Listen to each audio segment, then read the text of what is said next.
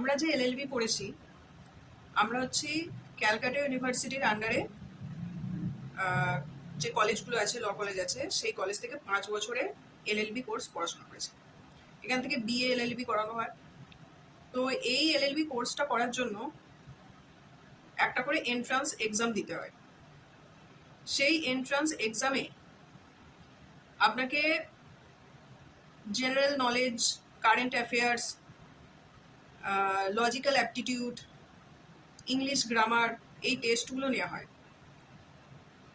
আমরা অন্তত যখন পরীক্ষাটা দিয়েছিলাম তখন ওই ওএমআর শিটে ওই গোল গোল করে কালো করে এই জিনিসটা আমাদেরকে করতে হয়েছিল। তো আমি এবারে সিদ্ধান্ত নিয়েছি, এবছর 2026 সালে যে এন্ট্রান্স এক্সামটা হবে সেই এক্সামের জন্য আমি কিছু আপডেট দিতে থাকবো। কবে এন্ট্রান্সের ফর্ম ফিল আপ হচ্ছে, হ্যাঁ সেই ফর্ম পাবলিশ হয়েছে কিনা, ঠিক আছে, খরচাপাতি কিরকম হচ্ছে, বা যারা যারা মানে এলএলবি পড়তে ইন্টারেস্টেড, বা অনেকে আমাকে মেসেজ করে, ফোন করে জিজ্ঞেস করে যে আমি এলএলবি পড়তে চাই, তো কিভাবে কি করব। তো এতদিন আমি অতটা মাথা ঘামাইনি, কারণ আমি অনেকদিন হয়ে গেল, প্রায় 11 বছর হয়ে গেল আমি ল পাস করে গেছি। মানে 11 বছর প্লাস ওখানে 5 বছর পড়াশোনা করেছি, প্রায় 16 বছর হয়ে গেল। আমি অনেকটা ডিটাচ হয়ে গেছিলাম যে কিভাবে কি এন্ট্রান্স এক্সামিনেশনগুলো এখন হচ্ছে, আপার এজ লিমিট কিছু দিচ্ছে কিনা। তবে এবারে যেটা আমি দেখলাম যে কোনো আপার এজ লিমিট দেওয়া, মানে লাস্ট ইয়ার পর্যন্ত কোনো আপার এজ লিমিট দেয়নি, আর এবছরও দেওয়ার চান্স কম। আর যারা উচ্চ মাধ্যমিক দিয়ে যারা ভর্তি হবে তাদের মিনিমাম ওই জেনারেল যারা আছে ক্যান্ডিডেট তাদের 45%, আর এমনি যারা এসসি এসটি এরকম আছে ওবিসি তাদের মনে হয় 40% এরকম মার্কস লাগবে বেস্ট অফ 4 সাবজেক্টস, ঠিক আছে, এক্সক্লুডিং এনভায়রনমেন্টাল স্টাডিজ।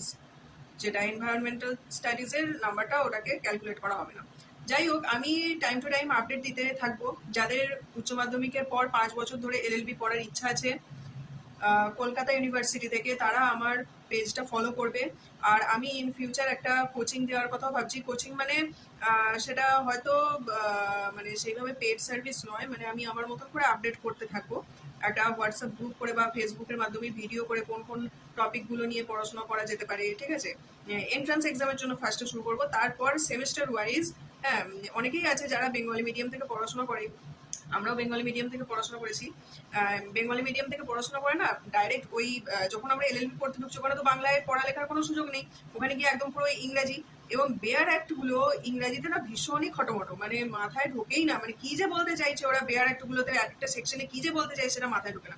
তো আমার তখনও ইচ্ছা ছিল এবং এখনো আছে, বিভিন্ন কাজের জন্য আমি সেটা করে উঠতে পারিনি। তো ইচ্ছা আছে যে আমি এই বেয়ার অ্যাক্ট গুলোকে বাংলায় ভালো করে বুঝিয়ে, যাতে যে সমস্ত স্টুডেন্টরা বাংলা মিডিয়াম থেকে পড়াশোনা করেছে হঠাৎ করে ইংলিশ মিডিয়ামে এসে, ইংলিশ মিডিয়াম মানে কি ওই মানে ইংলিশ কোর্সে ঢুকে মানে তারা খুবই দোনামোনায়, মানে একদম অসুবিধায় পড়ে গেছে। তো তাদেরকে হেল্প করার জন্য আমি একদম পুরো পাতি বাংলায় একটা ল ক্লাস করানোর কথা ভাবনা চিন্তা করছি। কিন্তু সেটা তখনই পসিবল হবে যখন আমি মিনিমাম 2-3 জন স্টুডেন্ট পাবো। মানে স্টুডেন্ট মানে কি, তাদেরকে আমি বলছি না যে আমাদেরকে মানে টাকা দিয়ে আমার কাছে পড়ো। স্টুডেন্ট মানে কি আমার ফলোয়ার, 2-3 জন স্টুডেন্ট ফলোয়ার যদি আমার থাকে, তারা যদি ইন্টারেস্টেড হয়, আমি তাহলে বিভিন্নভাবে তাহলে ভিডিও বানাতে থাকবো যে কিভাবে পড়াশোনা এগোনো যাবে, বা সেমিস্টার ওয়াইজ যে যে সাবজেক্টগুলো আছে সেই সাবজেক্টের ওপর কি কি ইম্পর্টেন্ট আছে, সেমিস্টারের মানে ইন্টারনালে এক্সটার্নালে কি ধরনের কোয়েশ্চেন্স আসতে পারে, বা এই এন্ট্রান্স এক্সামের সময় কি ধরনের কোয়েশ্চেন আসতে পারে, বা কিভাবে সেটাকে ক্র্যাক করা যেতে পারে, কিভাবে গভর্নমেন্ট কলেজে পাওয়া, কাউন্সেলিং এ গভর্নমেন্ট কলেজে পাওয়ার চান্সটা বাড়তে পারে। এখন তো প্রচুর প্রাইভেট কলেজ হয়ে গেছে, আমাদের সময় তো এত প্রাইভেট কলেজ ছিল না।